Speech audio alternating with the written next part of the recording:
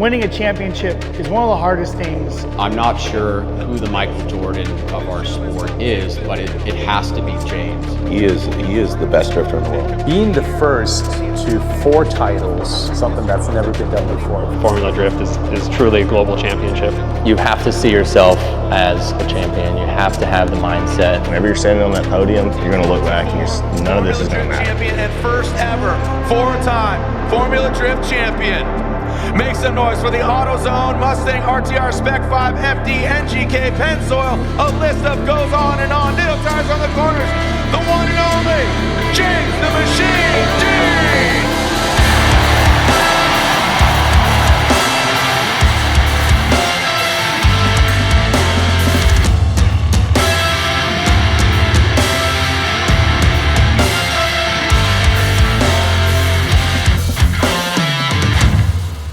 Did that really just happen?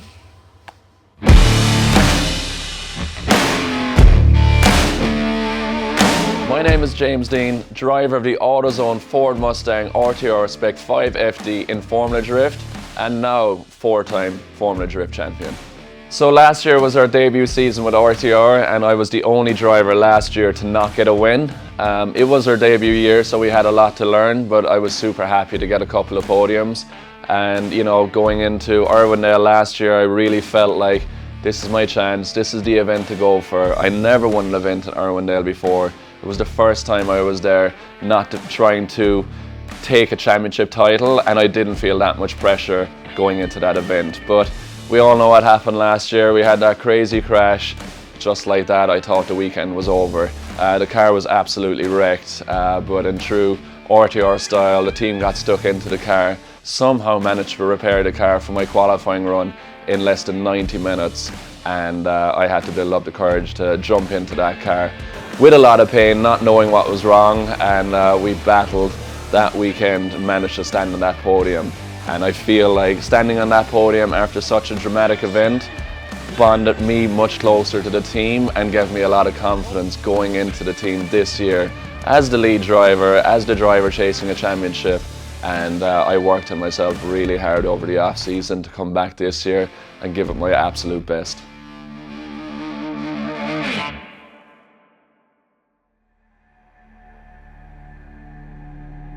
My name is Ryan Sage. I'm the president and co-founder of Formula Drift. My name is Jared Dienda.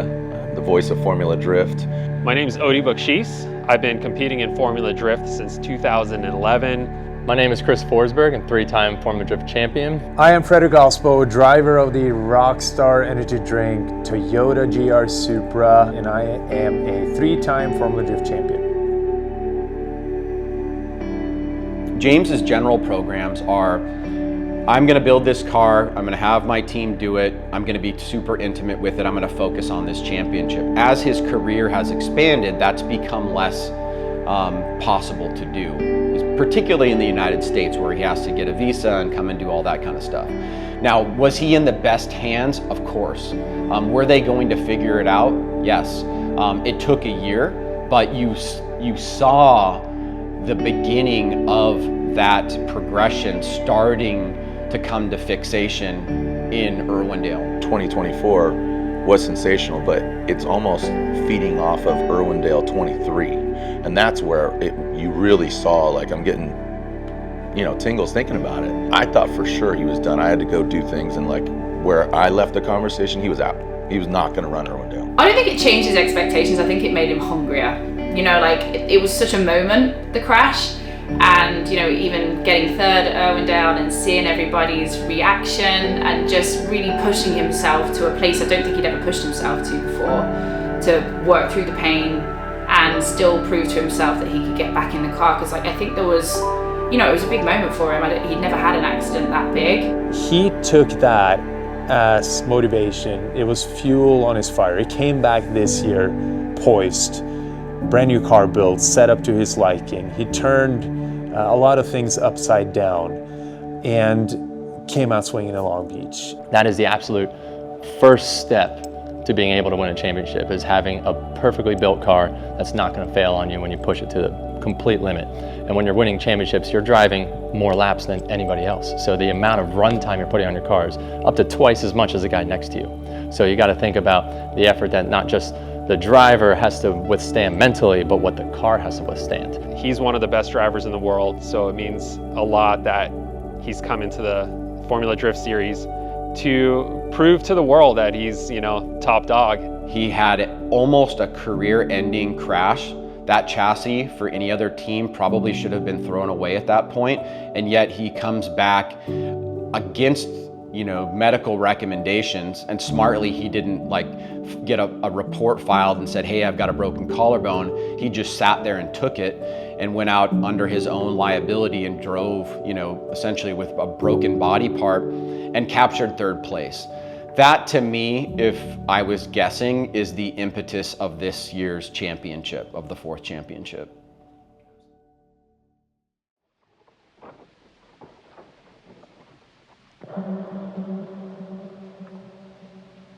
What's up, guys? Ben Hobson here, driver of the Pennzoil Mustang RTR Spec 5 FD. Hi, I'm Rob Fortier. I am the truck driver. My name's Ray Shake. I'm the technical director of RTR. I'm Giffy. I am the crew chief for Ben Hobson here at RTR Motorsports, and at the shop I do all the paint and body hanging. I'm Adam Gunther, also trash man. Work here at RTR. I run the carbon department. I'm Shelby Craxton, the lead mechanic on James Dean's Formula Drift car on and off track, as well as this year's crew chief of the year. Pressure coming off a championship year is always extremely intense going into Long Beach. The entire team has got a bullseye on their back. Everybody's gunning for them. You set the precedent that you're the best, and now everybody basically wants to take you down. And so we had a lot of pressure. Chelsea, who won our championship in 2023, retired. James is now moved up to lead driver. Ben Hobson is our rookie driver, and I am coming in and out and having some fun and competing. And so the big focus was obviously on James as lead driver and growing Ben as a rookie. And aside from the just general pressure of championship, the pressure that we put on ourselves and our expectations to perform and be excellent, it all stacks up and gets to a boil pretty quickly.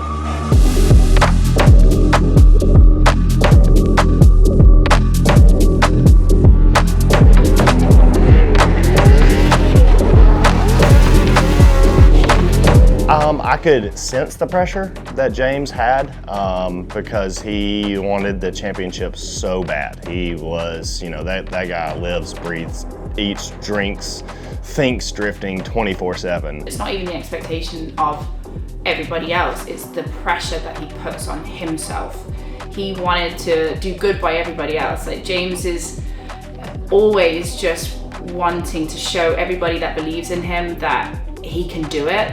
Coming into the season, going for that 4th time, had to be pretty heavy on the shoulders.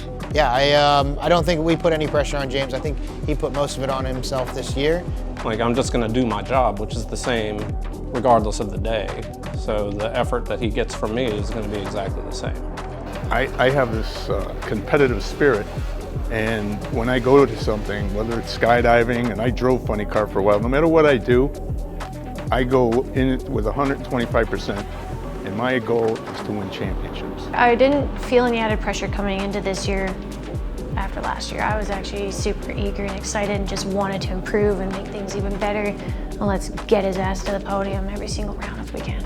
As a teammate, and as any teammate should do, I just did my job and tried to keep his mind off of it as much as I could. Whenever I wasn't driving, I was talking to him, just shooting the crap with him and just, trying to keep his head in the game.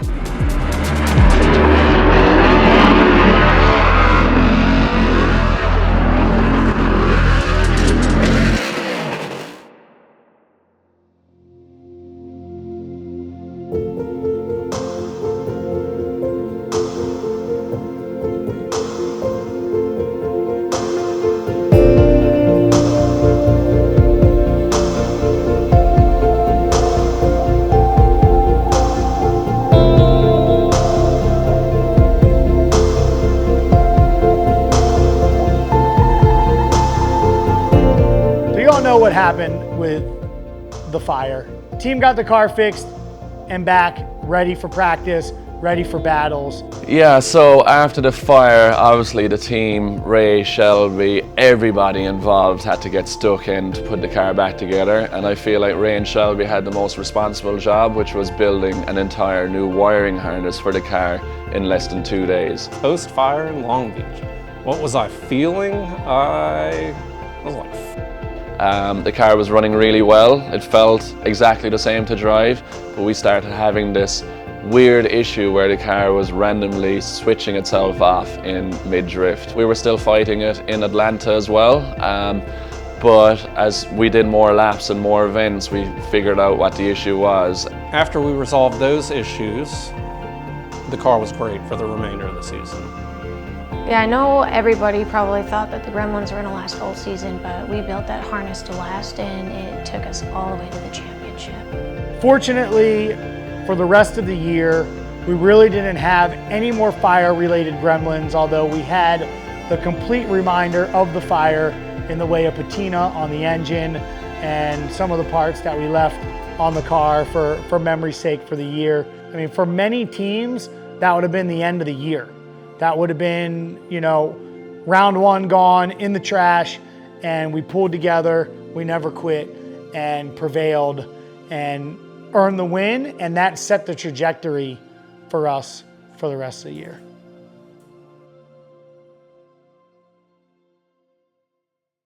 Well, he is not on fire, there's no broken bones, and he is not sick, and he is going against the big boss man, my gosh, in the top 32. What was the discussion like between you and Von Gittin Jr.? So going to Atlanta, one of the 2 rounds I'm running this year, one of my favorite tracks, my entire family's there. I won the event last year, perfect event, qualified first, won the event, and I was there to do the same thing. Yeah, so going into Atlanta, you know, I was obviously #1 driver from Long Beach, so I didn't have to look at the seating bracket or anything, so I was just supporting Vaughn and Ben in the seating.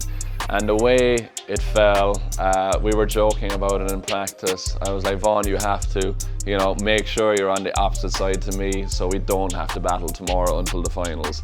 And the way it fell was that I didn't do great in the seating bracket. I had some problems with my car, and I ended up being lined up next to me in our first top 32 battle on the Saturday. The emotional roller coaster that I was on Friday night when I learned that I had to run James on Saturday had me thinking things like, now this is definitely something we didn't want to see, but you know, first battle out the gate was myself and Vaughn. James is our star driver. He's leading the points. I can't beat him because when we get into Irwindale and he misses it by what I beat him by, that I won't even be able to live myself down. But to be honest, I've never seen Atlanta as packed with so many fans there for top 32. Everyone was ready for an RTR battle. Everybody knew it was going to go down. Well, I'm not going to flop. I don't even know how to do that. And James would be so angry at me if I didn't give him a battle. And then I go to just the reality of I'm going to kick this dude's ass.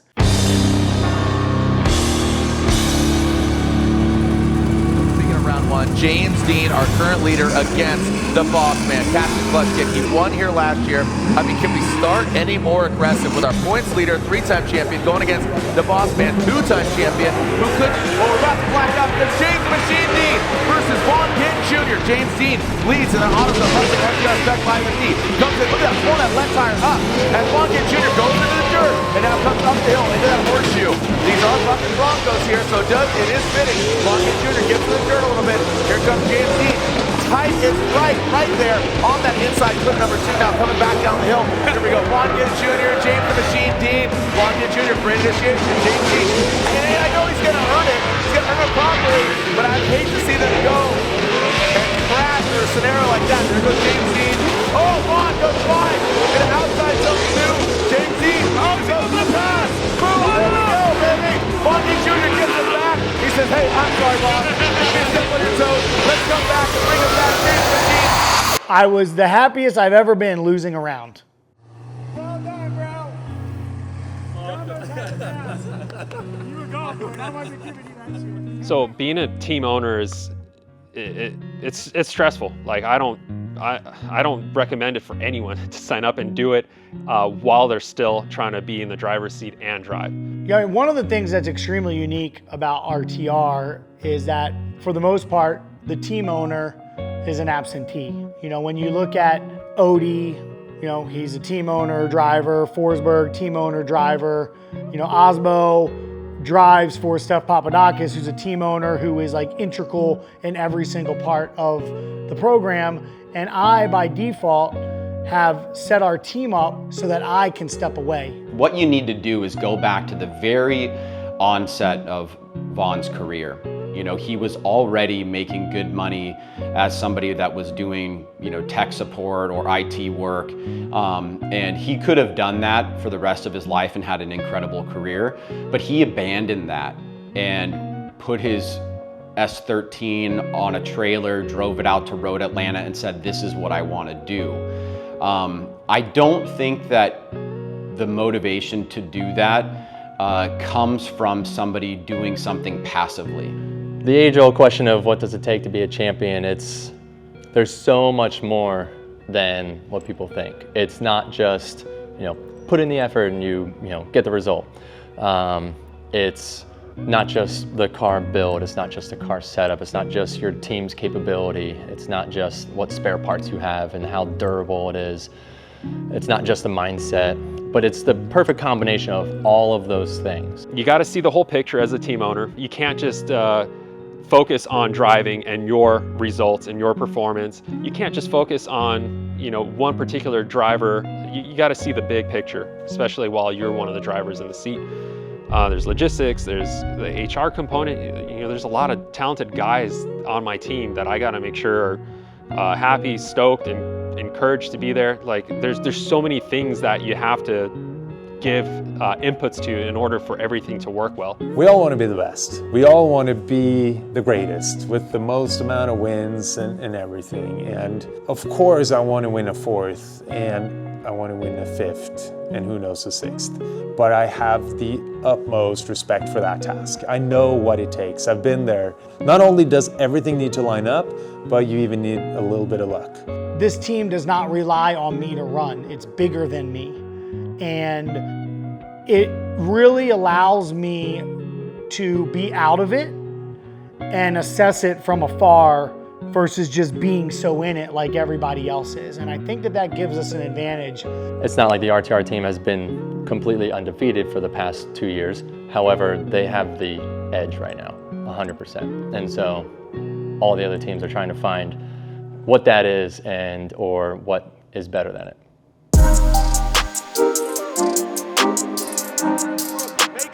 We saw him in Long Beach, he exited early, didn't see him in Atlanta, but he comes back in a grand fashion. The garage is a Red Bull BMW E36 from Ireland, Connor Shanahan!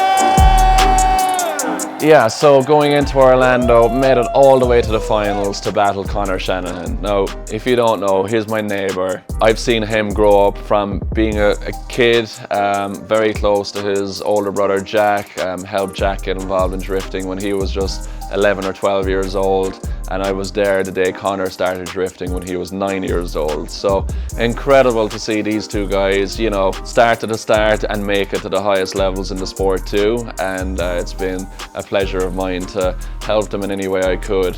Yeah, so going into Orlando round 3, I was tuned in heavily, chatting with the team. You know, we made some changes between Atlanta and round 3, and that round ended up really interesting as a look at the future of the sport, right? You have James Dean, 3-time champ, current points leader. He had to go against 3 people that were under the age of 21. I mean, Manoa, who's 14, Sorensen, who's 20 or 21, and his local hometown friend, Connor Shanahan, in the finals. Yeah, there's a lot of like a young generation of drivers coming into Formula Drift. The Manoa case is an extreme case, I feel like. He's 14 years old. You don't see that very much, and I don't know if you're gonna see that become a commonality in drifting. And that's not to say that young people can't win and be at the top of the sport in drifting. I think it's more of like a economic thing. It's cool to hear people like, oh, I grew up watching you, James, you know, here's Manoa, like, now he's like, oh, I've always wanted to drive with you. Now he's driving with him. I don't think James is intimidated by any means, but everybody should be scared of like this generation. And sim racing is obviously massive, and Minot is a great testimony to that. Now going full circle, I'm the experienced one, I'm the old dog. It's crazy to see that we've come from experiencing it on both sides, and Orlando was definitely one for the books where, you know, the youth were showing how brilliant they are. The future of drifting looks stacked. It looks stacked. The fact that we have these 12-year-old kids joining, you know, driving, drifting that are really good, that just means that in, you know, 18 years, when they're my age, 30 years old, they're gonna be unstoppable. They're gonna be like a whole bunch of mini James Deans throughout everywhere. That's awesome, but I don't really, you know, look at age, race, sex as a health indicator in this industry. Like, bring your 80-year-old ass out here and bust my driver's ass. Like, can show me something cool. Like, I don't care who you are. Like, just do it. Believe in yourself. Be badass.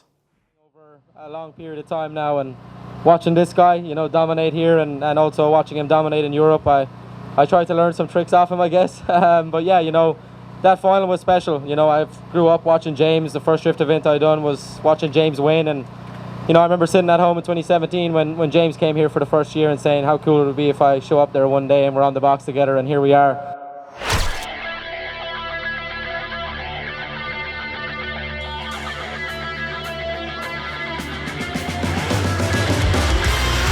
Ford Mustang RTR. Odie Foxy, look at that thing. He airs it out. Eyes on the prize right now in the final outside zone. James D. time. But definitely not least, your winner here, round 4. Make some noise.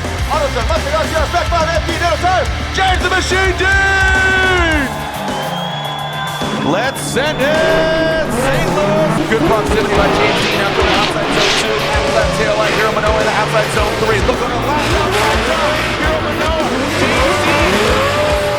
Make some noise. 3rd win of the year. James the Machine D from Ireland.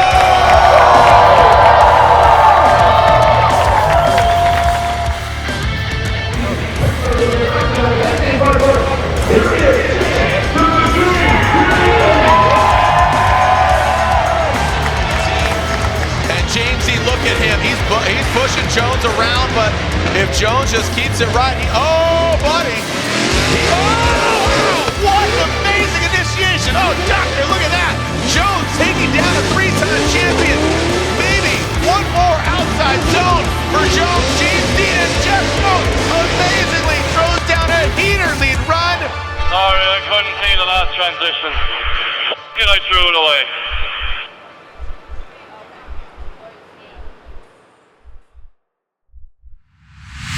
The battle we've been waiting to see. Tanner Faust going against our 2010 Formula Drift champion, Vaughn Gittin Jr. And don't forget, Tanner Faust that much closer to $10,000 in the Triple Crown. But Vaughn Gittin Jr., if he wins, he takes that Triple Crown. Unreal. It's coming down to this last run. Vaughn Gittin Jr. is going to lead. Tanner Faust giving chase. Like he's been doing all night, Tanner Faust. To have James Dean and RTR winning a championship in Formula Drift with a Mustang, that's exactly what we want to see. Mustang is all about performance and spectacles all around the world in all different forms of motorsports, and to have such a great team with RTR and a great driver with James Dean competing in a meaningful championship like Formula Drift, to win events, to win the championship, that's exactly what we want to see. We want to tell the world how great Mustang is as a vehicle, and what it says about our company. You know, Ford has been a supporter of drifting since the second year of Formula Drift, 2005. They were working with Ken Gucci, who still competes today, and they have just been an unbelievable part of the growth of the sport as an OEM. Mustang is an icon. It's a legend. It's been around for us for 60 years. But Mustang has changed through time as well in terms of what we sell to the customers for the street to put in their garage, but also how it competes.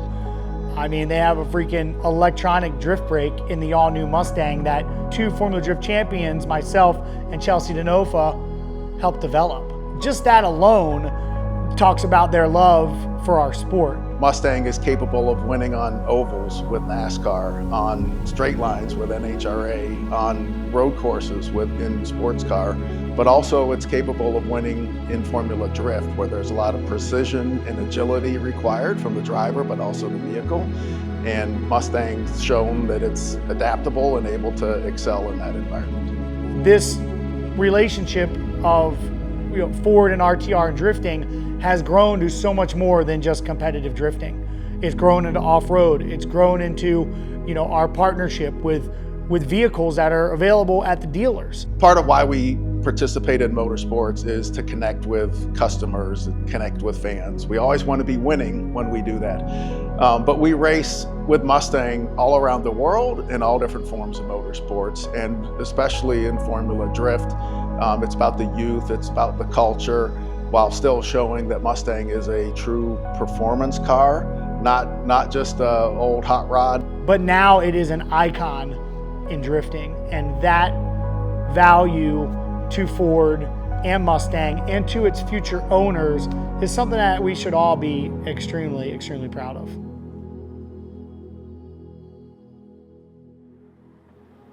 And again, the championship still up for grabs. Will James Dean solidify the first ever 4-time championship here in Utah as they go into Irwindale? It's a must win for Odie Bakshi's. This is Type S Elevated here in Utah. Yeah, so going into round 7 in Utah, obviously Seattle didn't go to plan, but we still had a really good points advantage, and it was mathematically possible for me to take the championship in Utah. As cool as that would have been, I personally didn't want to take the championship one round early because my whole family and all of my friends had planned to come out to Irwindale and support me there. So no matter what, we're here, it's a competition, it's game day, it's serious, and you don't want to lose to anyone. So I was just gonna take the event as it unfolded and let it all play out. Odie Bakshi's, James Dean leaving the start line. The championship is up for grabs. I had one hell of a season, and we knew we were at a deficit, but we had a fighting chance to at least fight off James from clinching the championship going into Utah. James Dean comes in, chasing him down that first outside zone. Now transition into the second outside zone. Odie Bakshi's good composure. James Dean right there, maybe giving a little bit of inch, and here comes Odie Bakshi's. I have Amy, my spotter, my wife, that just kind of knows it off the top of her head, and she was quick to tell me, look, you're the only team right here at this round that could, fight off the championship being awarded to someone before the season's even done. In that second outside zone, transitioning into that final outside zone. James Dean, he wants it. He goes into the dirt. He drops tire. Odie Bakshi's keeps the composure. We had some pressure going into Utah, to say the least. There's the RTR camp watching on. The fate is truly in Odie Bakshi's hand. He can put a stop to this and push it to Irwindale. Do we have a 2024 champion in James the Machine Dean? Or is it Odie Bakshi's gonna put a stop to it? Again, it's championship or push. James Dean goes that first outside zone, transition outside zone 2. Odie Bakshi's, now he makes his presence felt. Oh, look at him, angle for angle. James Dean dips the tire, 1-2. Trucks are flapping, it's championship or push. Odie Bakshi's gets thrown off. James Dean, massive angle. Odie Bakshi's riding shotgun in that right-hand drive Ford Mustang. Are you kidding me? Did you breathe, Jacob? I am now. Yes, sir. Oh, doctor. Look at James Dean. He knows Odie Bakshi's is right there. Championship or push. He holds the fate. So again, the scenario is if Odie wins, it goes to Irwindale. If James Dean wins, he is your 2024 champion, and Odie Bakshi's gets the win.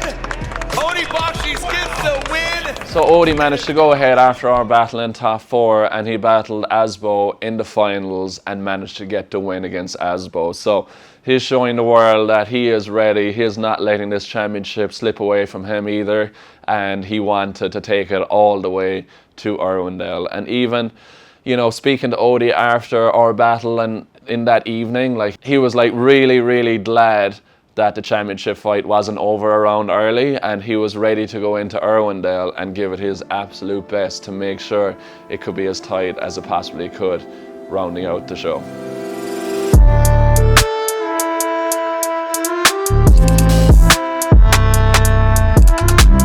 feel like I perform well under pressure. There's been numerous times in my drifting history that I proved that to myself. So I embrace it. I embrace having challenges to overcome, you know, having things not be on my side. I kind of feel like I got nothing to lose at that point, and that might be the mindset that I need.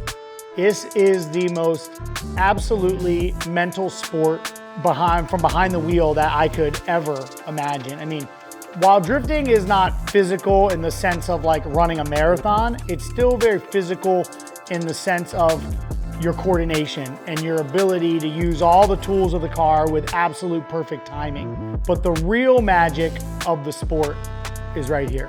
Having a good head on your shoulders is extremely important in the world of motorsports.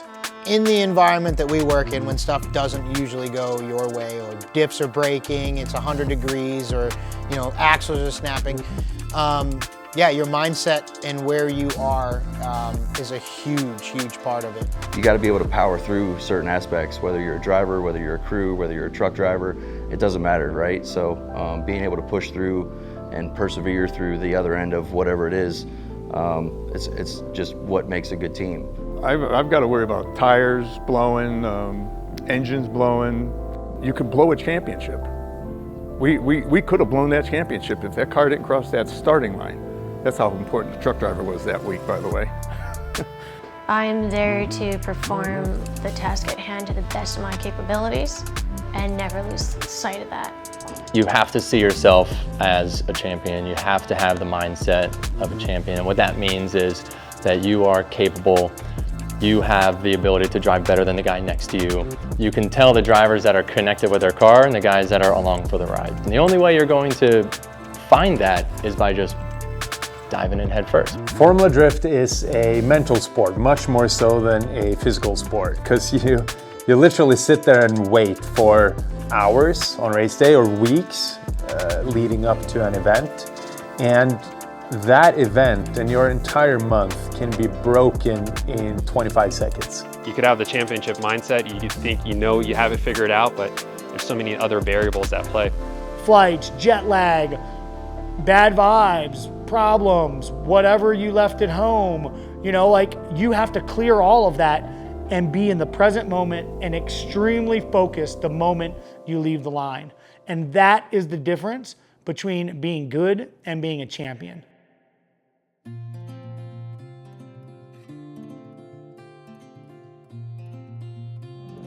Can I hear for Daniel Norby?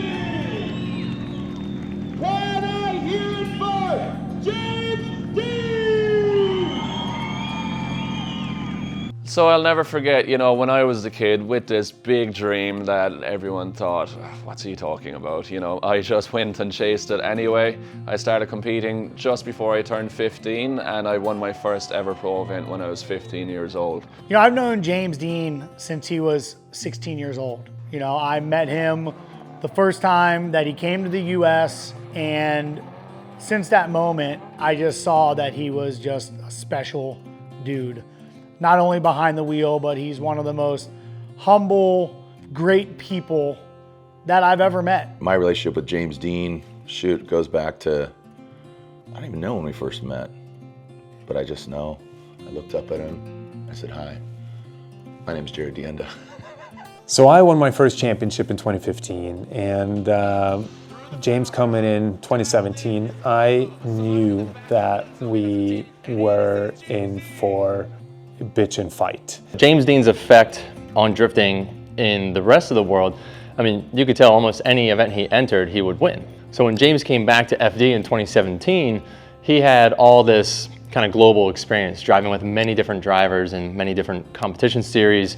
You know, he was basically, as we kind of describe him, he was like a competition-built driver. And so James is kind of inserting himself into multiple different championships and basically building this very wide resume of wins and championships amongst different drivers and different rules and different cars. When James came into Formula Drift in 2017 and then won 3 freaking championships in a row, it was crazy. I honestly thought, and I knew that he's gonna be He's going to be a force to reckon with. We were probably more prepared, or I was more prepared than perhaps a lot of competitors over here were, because I am European and I'm seeing a lot of it. And him knocking those out year after year after year, it sort of left a shock here in the community that how could that even happen? There's a moment where I'm like, what is he doing so much better than everyone else in FD? And we were all learning from him. We all strive to be that consistent, and it's nice to see someone that physically could prove that it's doable, and it's pushing us all that much harder. It's making us dig down deep as drivers and go, what are we doing wrong? What is it that we could do better? Where's our competitive advantage? Because this guy clearly just came out and figured it out. I think that shows how much of a machine he actually is whenever he gets behind the wheel of a car. And it just shows how much passion he has for this sport and how much time and effort and energy he's put into it, and it shows. It's nothing but pure, hard work. Champions often do need to have a kind of a bombacity to them, a little bit of pompousness, even if they're not like that in real life, because it puts them in a certain mind frame where you say, I need to feel unstoppable. To be unstoppable, I need to act as if I can never lose, that nobody can ever beat me. And that means I've got to be a little bit rougher around the edges. I've got to be a little bit more gritty. James doesn't do that. That is, I think, truly an astonishing thing, because that means that just the talent and the drive is what's getting him there. He doesn't need to add something artificial.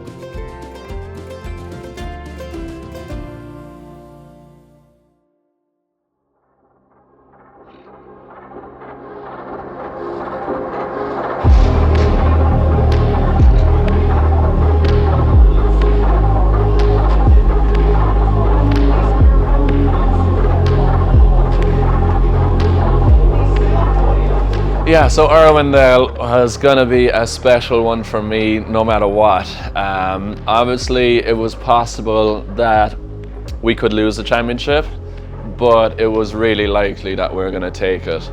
I had all my family and friends there, my partner Becky, so many people supporting from Ireland, and the emotions were high. But I'll never forget the way I felt in practice that Friday, because Friday is where it all went wrong for me last year at Irwindale, and this time, my first 2 laps of practice, we managed to break 2 quick change differentials, and one was just leaving the start line in 2nd gear. So I was thinking, man, what's written in the stars for me today? I didn't know what I was feeling, and I knew that I just needed to make it through every single lap, not take any silly risks, and just get through Friday. The relief I felt from crossing the finish line that night when I was just doing a practice run on my own, I felt such relief that I did a 360 passing the finish line, because I'm like, right, we made it through practice. I'm alive, the car's working, everything's fine. Bring on tomorrow. There's no words. This is the greatest drifter in history. Yep. Again, it's basically him pulling to the line. That will solidify his championship. He struggled last year in 2023, and now in 2024, he pulls to the line.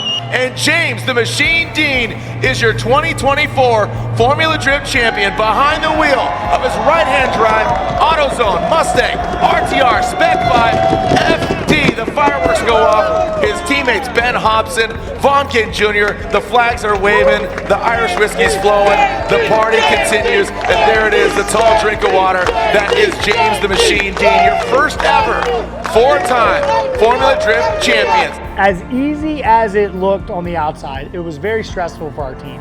Once we got through Friday unscathed, James had won the championship.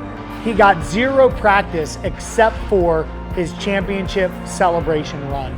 That was his only practice that he got on Saturday, and the man went on to freaking dominate the event and show why he and the RTR Mustang are the champions of Formula Drift this year, and it was unbelievable to witness. And And last, but definitely not least, this gentleman has fought tooth and nail. He's dreamt of coming over to Formula Drift and competing here. And he has now made history in the Formula Drift history books after 21 seasons of Formula Drift competition. Earlier today, pulling to the line solidified. He is your 2024 Formula Drift champion and first ever four-time Formula Drift champion. Make some noise for the AutoZone Mustang RTR Spec 5 FD NGK Pennzoil. A list of goes on and on. Nitto tires on the corners.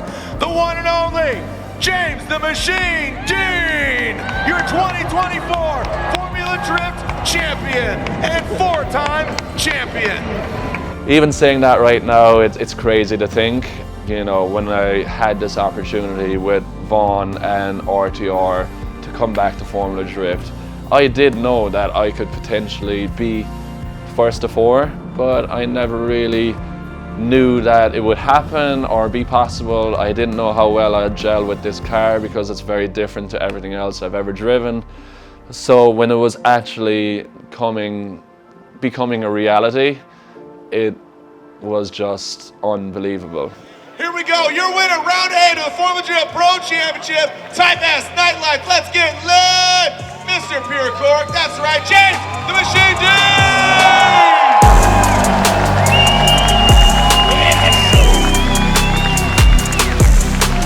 Fellow countrymen, there you go, homeboy! James Dean! This championship, my fourth title, first to four in Formula Drift, is definitely a good one. It's one I'm very, very proud of, and I feel like, you know, there's two drivers with 3 championships, Chris Forsberg and Frederick Asbo, and I know they're going to be chasing hard to get to number 4 as well, but now the race is, you know, first to 5, and whatever that means, it is what it is. I'm going to keep on driving, I'm going to keep on pushing, and just trying to enjoy the sport. Like, that's what's most important to me, you know. As long as the fans are coming out to support us in this amazing sport, I'll keep on pushing and driving and trying to become a better driver, because that's what motivates me to keep on pushing, is, you know, putting on a great show for all these fans that come out and support all of us drivers. 2025, I will be in a brand new chassis, and it's gonna be insane, man. I can't wait. Like, it's all gonna be brand new, and it's gonna be mine, and it's the most surreal feeling. And I got off that phone call with Ray, and I was just, woo! Went and told my girlfriend, went and told my dad, I'm like, I'm gonna do car. So I see us going for number 5 next year for James, and dragging Mr. Hobson in with us. As far as 2025 and the next season, I would love to see Ben up there fighting for a title, and at least love to see him up there getting his first win with the RTR. Anything we can do to put an RTR car on the podium is 100% the goal. But yeah, I'm gonna be a little selfish and want this guy to get his first one next year. Shit, in 2025, I hope to see a lot less fires, less nitrous problems. And a lot more podiums, so let's do it again. It's hard to put in words, but James has dedicated his whole life to this sport, and I know how much he respects and values the team and Vaughn, and for him to achieve his dreams and just continually putting in the work, it's been incredible. It's been an incredible journey for him, not only as a driver but as a man, and I think that he just should be so proud of himself. We've got some big plans for the future. I'm not gonna get into it too much, but let's just say RTR will be competing in more places than just Formula Drift in 2025. James will have a lot of confidence going in. He has won with the car. He has fallen in love with the car, and that is gonna be amazing to watch, and it's gonna be epic to see everybody put so much energy on dethroning him and our team.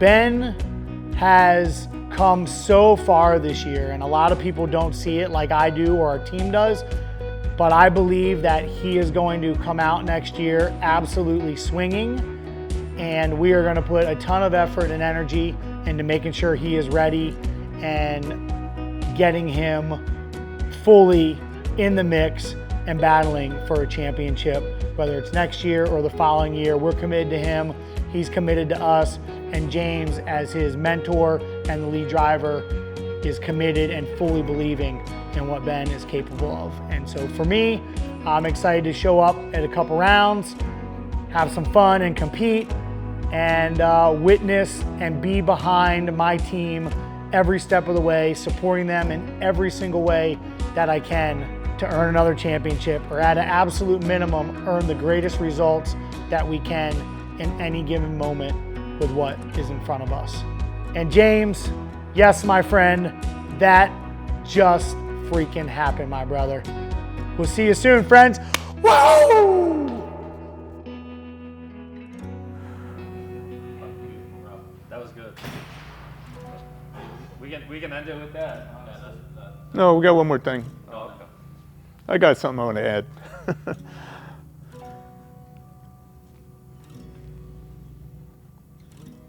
Never quit.